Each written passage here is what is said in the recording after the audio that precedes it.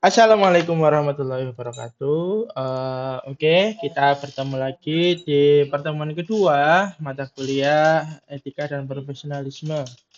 Pada pertemuan kedua ini kita akan lebih fokus kepada etika ya di dalam bidang IT, ya kan, landasan etika dan kode etik profesional di bidang IT. Oke, konsep etika profesi ini kita mengulang sedikit ya yang di pertemuan kemarin ya kan.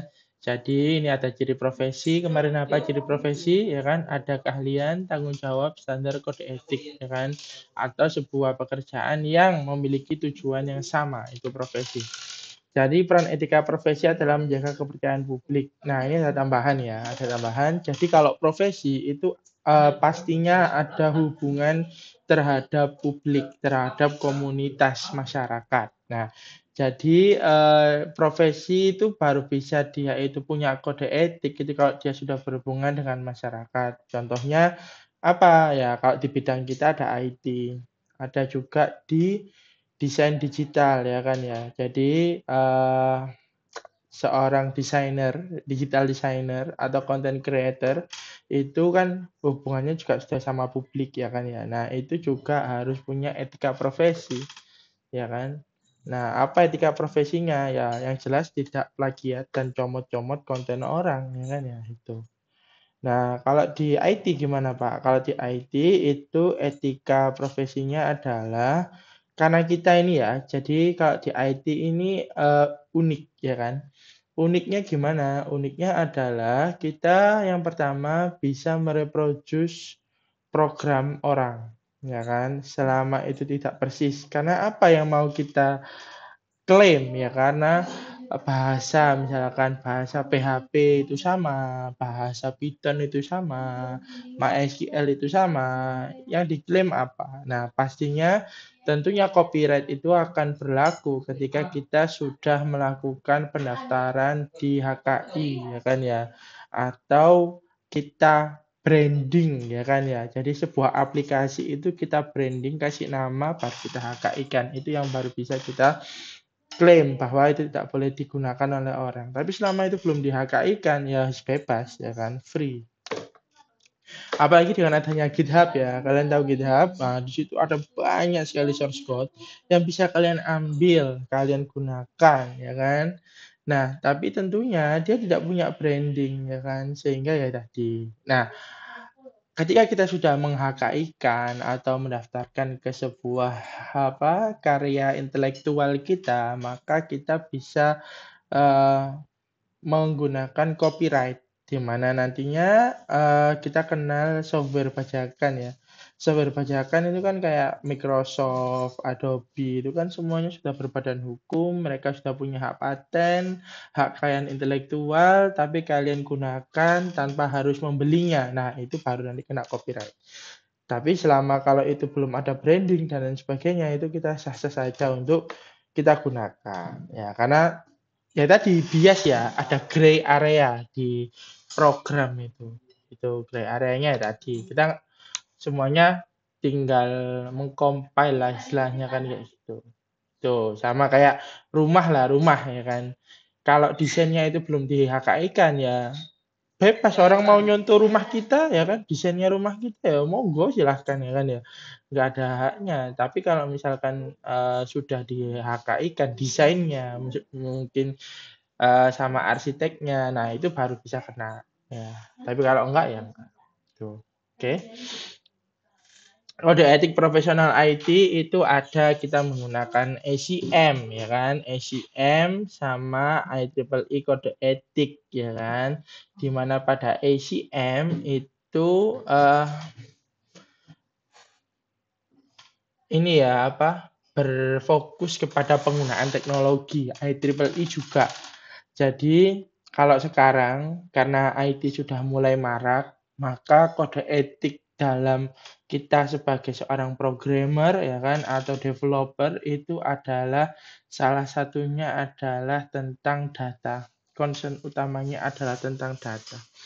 Nah, bahkan di negara kita mau dibahas tentang RUU keamanan data pribadi. Nah, kita sebagai pemilik aplikasi ya bebas kan ya kan.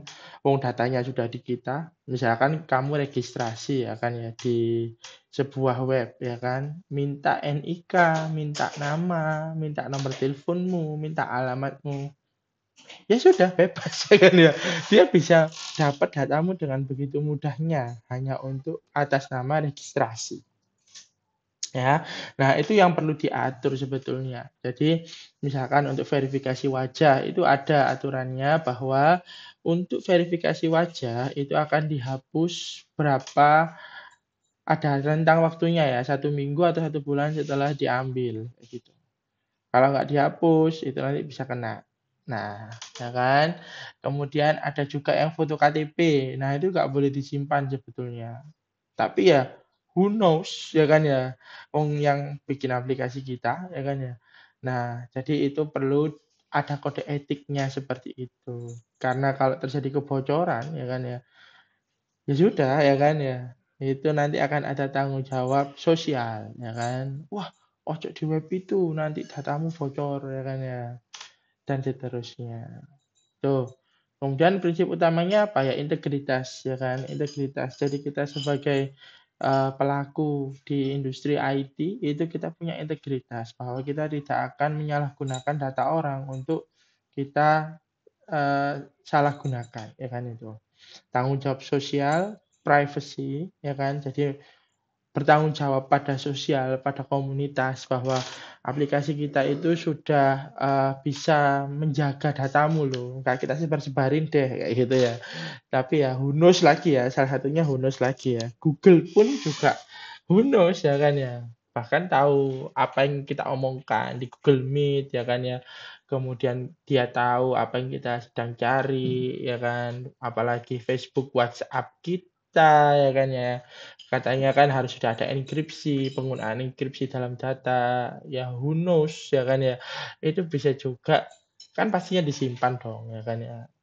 Lewat lah minimal. Nah, itu ya bonus lagi ya, privasi dan seterusnya. Hak cipta. Kalau hak cipta ini berhubungan dengan konten digital ya. Sekarang dengan maraknya AI itu hak cipta itu jadi gray area sehingga eh, dia mendaftarkan kayak tungtung sahur lah ya, tungtung sahur yang baru-baru ini lagi populer ya kan. Ketika tungtung sahur digunakan jadi avatar di game Free Fire ya kalau nggak salah Free Fire sih. Nah, si pencipta tungtung sahur ini minta royalti. Lah, kamu aja nyiptain pakai AI ya kan ya. Kenapa kok minta royalti? Alasannya idenya dan seterusnya. Nah, ini juga ya. Jadi kalau segala sesuatu yang di create sama AI itu sebetulnya itu bebas hak cipta. Semua orang bebas untuk menggunakan. Bahkan ada game Anomaly World kalau nggak salah ya. Itu isinya anomali-anomali. Nah, itu nggak di apa ya, bebankan hak cipta karena memang ya wis karena ya yang nyiptakan AI gitu. Nggak ada hak ciptanya. Nah, mungkin itu besok akan dibahas ya. Bagaimana kita klaim produk AI itu sebagai produk kita. Tentunya harus ada campur tangan manusia, nggak utuh punyanya AI kamu klaim ya nggak bisa ya. Oke, menghindari konflik kepentingan. Oke. Profesionalisme dalam bidang IT. Nah, jadi kembali lagi ya. Jadi kalian sebagai mahasiswa Unusida, kalian juga harus punya diferensiasi dengan mahasiswa-mahasiswa lain, ya kan, yang ada di kampus-kampus yang lain. Nah, jadi pasti ya semua itu belajarnya sama. Informatikanya mungkin kampus negeri kayak UB, UNER, ITS, ya kan, UPN, ya semuanya ya. Itu keilmuannya pasti sama, yang diajarkan sama, ya kan. Kemudian ada mata kuliah pembedanya juga ada yang berbeda ya, masing-masing kampus. Ada yang ada bela negara, ada mungkin yang mengedepankan apa dan seterusnya. Nah, kita karakter itu tidak bisa ditiru oleh AI, ya kan. Nah, karakter itu adalah ciri khas dari masing-masing individu. Kalian sebagai mahasiswa Unusida wajib punya karakter ya, karakter yang harus kalian tampakkan ya kan ya. atau kalian branding menjadi karakter kalian, ya kan? Tidak boleh seorang mahasiswa Unusida atau alumni Unusida sampai misalkan, ya kan, berbuat tidak jujur, ya kan? Terus ngakali, ya kan ya. Ngakali orang, misalkan kamu belum kompeten nih bikin website, tapi sudah nerima job, ya kan, bikin website. Akhirnya apa? Akhirnya sudah di DP, nggak kamu kerjakan. Wah, itu gak jujur namanya ya. Kemudian kompeten. Kompeten itu juga harus bertanggung jawab. Kalau kamu misalkan nulis di CV, kamu bisa full stack, ya kan ya. Ya kamu harus bisa membuktikan bahwa kamu bisa full stack. Entah caranya kamu pakai AI, entah caranya kamu edit ya project yang sudah kamu kerjakan di tugas ya terserah, pokoknya harus kompeten, ya kan? Jangan sampai ketika kamu sudah dipercaya orang ternyata kamu nggak kompeten, ternyata kamu nggak bisa bikin, ya kan ya. Tuh. Jadi ini ada cerita ya, ya ini internal kita, ya kan. Nah, ada magang, ya kan. Jadi magang itu kan kita bekerja simulasi ya di tempat orang. Dia bilang bahwa, "Iya ya Pak, saya bisa bikin website," ya kan ya. Nah, dikasih waktu, rentang waktu, ternyata sampai rentang waktu itu nggak jadi-jadi. Terus setelah ditanyain, "Loh kenapa kok nggak jadi? Ini padahal sudah lama, 1 bulan." Nggak bisa, ya kan ya. Ya harusnya ngomong nggak bisa itu dari awal, ya kan ya. Jangan di terakhir baru ngomong nggak bisa. Nah, itu juga akhirnya tidak dapat dipercaya, ya kan. Kalau sudah itu branding kalian akan rusak, ya kan. Seterusnya akan rusak, ya kan. Contoh misalkan kalian seperti itu di 3 tempat aja, pasti nanti kalian akan terkenal. "Oh, sok gawe arek iku," ya kan ya. "Betabrus," ngono ya. Nah, susah. Memperbaiki citra diri itu susah, ya kan ya. Tuh. Oke, soft skill-nya yang harus ada ketika kalian bisa profesional di bidang IT itu adalah soft skill, ada komunikasi. Nah, komunikasi ini yang sekarang di Gen Z ini kurang ya. Komunikasi itu kalian harus bisa mengkomunikasikan apa yang kalian tahu, apa yang kalian tidak tahu, ya kan? Apa yang kalian ingin tahu. Nah, anak sekarang kan diem aja ya kan ya.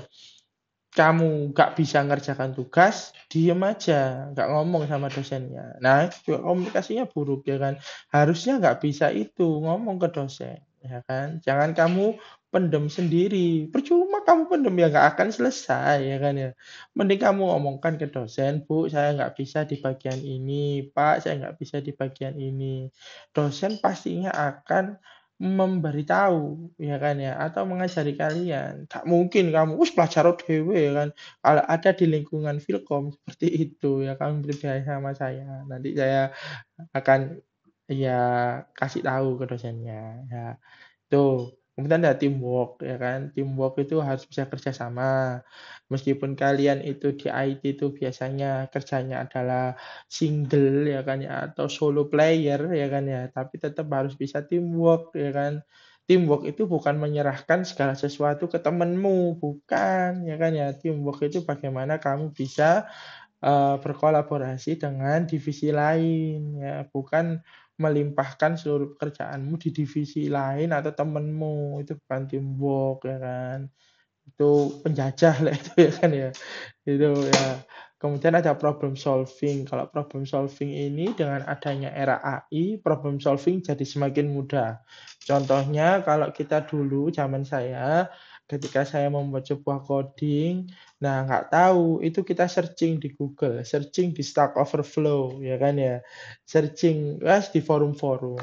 Kalau sekarang cukup pakai AI, curhat sama AI dan problem solved ya kan ya, selesai ya kan. Itu kalau sekarang. Nah, problem solving ini di era AI juga semakin mudah ya. Jadi nanti salah satu skill yang harus ada di kalian itu adalah problem solving. Jangan mudah menyerah ya kan. Semua itu ada solusinya kalau kalian mau cari. Paling gampang ya pakai AI ya kan ya. Kemudian ada etika mendukung karir dan reputasi IT profesional. Nah, oke. Sekarang ada studi kasus nih ya untuk diskusi internal ya kan. Eh, kasus Cambridge Analytica, Facebook Data Breach.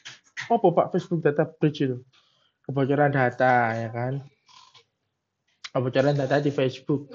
Pertanyaannya, apa pelanggaran etikanya? Kedua, bagaimana sikap profesional seharusnya?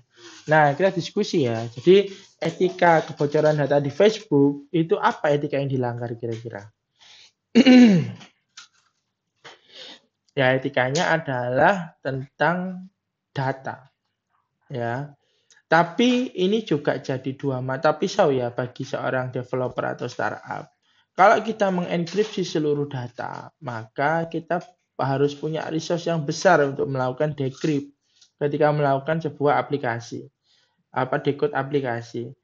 Padahal orang-orang mintanya aplikasi itu cepat ya kan ya. Nah, kalau ada decode-nya lagi tambah lama. Sehingga kita juga bingung apa yang perlu di encode dan apa kita perlu encoding ya kan ya atau yang perlu kita amankan. Kita kasih proses apa enkripsi kayak gitu. Karena kalau semua dienkripsi, contoh misalkan namamu dienkripsi, alamatmu dienkripsi, nomor telepon dienkripsi. Nah, untuk melihat data itu kan ada proses dekripsi, ya kan? Nah, proses dekripsi ini membutuhkan server atau membutuhkan sumber daya, ya kan? Lagi sehingga ketika mau show data kalian itu butuh waktu, ya kan? Sehingga lemot. Nah, kalau lemot kamu protes, ya kan? Nah, itu.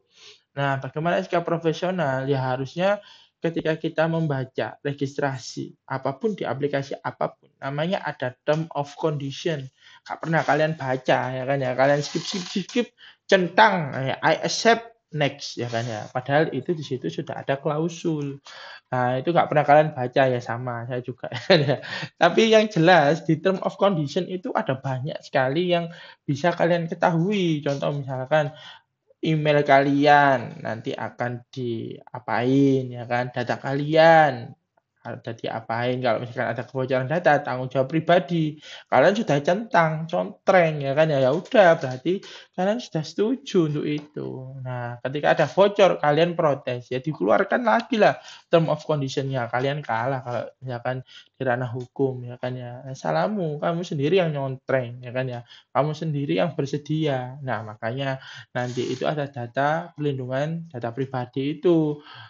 Ya karena yang tadi kita nggak pernah baca ya kan, term of condition nggak pernah baca itu.